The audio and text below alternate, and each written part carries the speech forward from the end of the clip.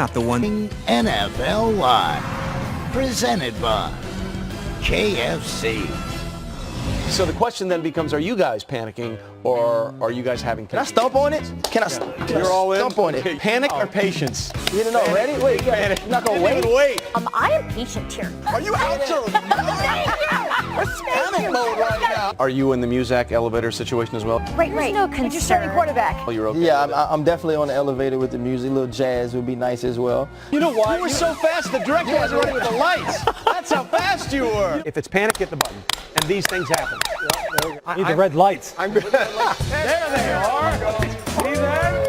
That was Jedi-worthy right there. Sometimes the red lights are a little delayed, like just to make sure you really meant it. Yeah, All right, panic or okay. patience, shall we? Let's do it. Okay, but you can't Button's say ready. no. We're here now. Let's do it. There we go. All right, 1 week after he was introduced as Oakland Raiders general manager, Mike Mayock explained the power dynamic between himself and Raiders head coach John Gruden. Perhaps you've heard of him. It turns out, he says, in all honesty, John's got the final say if it ever comes to that, and I've got zero problems with that. Now, he did elaborate, Mayock did, and said that he believed that the two would have considerable debate, that they would come to consensus, that he was comfortable with screaming and yelling and whatever it took to get to agreement. But at the end of the day, John Gruden makes the final decision. Coach, panic or patience on the Raiders front office situation? I'm going to be patient. I think know both men. And I think, that three-letter answer, D-U-H, you know what I mean, is pretty much that John Gruden has final say. And I think Mike understands that. But having been in those rooms with that final say with the GM and the head coach, you are looking for consensus. And more times than not, on any decision, as it does with personnel, there's going to be a consensus. I'm sure there'll be debate, there'll be arguments, but you always feel better about the decision when everybody agrees. I think there's something to be said for just putting it out there, too. I mean, everybody knows John Gruden's making the final call. You got to come in and be okay with that. So it's not, that's off the table. The power structure is what it is. Yeah, and I think, quite honestly, like when the coach is the guy that's got a game plan and put people out on the field, like I kind of think the coaches should be kind of have as much input and influence over that.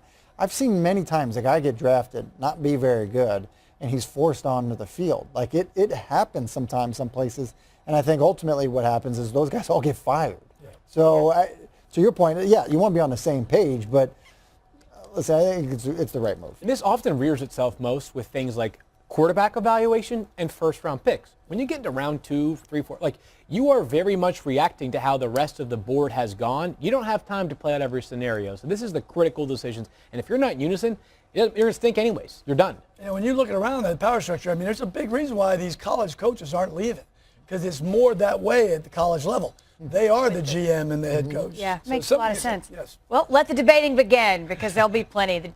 Oakland has enough draft picks to sink a ship. All right, the Chargers improved to 8-1 away from home when they flew all the way across the country and handled the Ravens over the weekend. So what does that win do? It earns LA another trip east, this time to face Tom Brady and the New England Patriots in Foxborough. And it's been a pretty lopsided head-to-head between Tom Brady and Phillip Rivers, including the playoffs. Brady stands a perfect 7-0 in his career, starting opposite of Rivers. It is Brady's best record against any opposing quarterback in his career, tied for the third best record against any starting quarterback in the Super Bowl era. Panic or patience, Field Yates? Phillip Rivers facing the Patriots. I'm going to grab this button just to pass it along to Tim for the next question, because I'm remaining patient here with Phillip Rivers and the Los Angeles Chargers.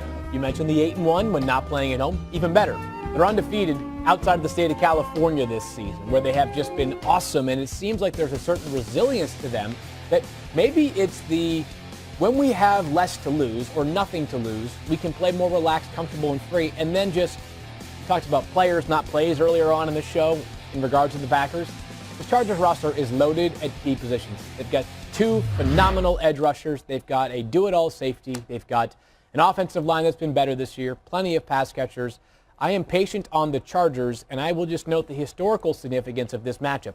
Nearly 11 years ago, Tom Brady, Phillip Rivers, same 2 quarterbacks, same 2 teams, AFC championship game during the 2007 postseason. Remarkable. We go 11 years between spans of starts by the same quarterbacks, same teams, second longest gap in NFL history. according to Elias Sports Going Bureau. fast. And you know what? In fairness, Tom Brady's not playing Phillip Rivers. You know, sure, Phillip it's- Rivers playing that defense, and Way to give the company a line. Good yeah, job. you know, see, Good job. yeah, way to I sell was it. getting ready to jump in. Hey, listen, you're welcome. I got you. All right, Drew Brees will play just one more game as a 30-something quarterback. He'll turn the big 4-0 on January 15th. Happy early birthday, Drew Brees. The Saints opted to give Brees some time off in Week 17, and that means he'll have fresh legs, more importantly, a fresh arm, when the Eagles come calling. The thing is, the Eagles have that little thing called momentum. They've got Nick Foles back. We've seen this movie before. I'm not saying it ends the same.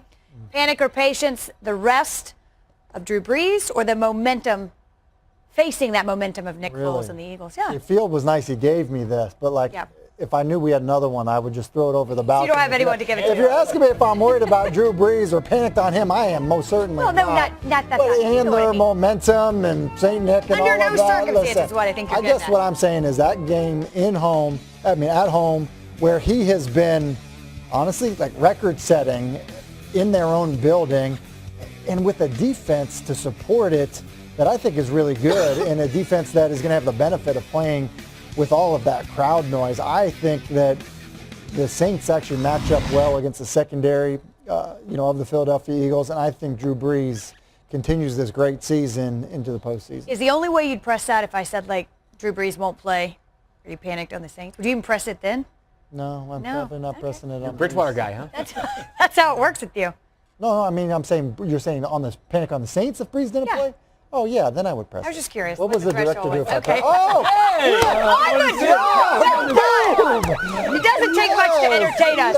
Listen, after 12 years, the Eagles' long snapper John Dorenbos got traded to the Saints. Little did he know that would change his life forever. It was the surgeon and cardiologist. All right, John, I don't really know how to say this, but your football career's over. Like, you're never playing football ever again.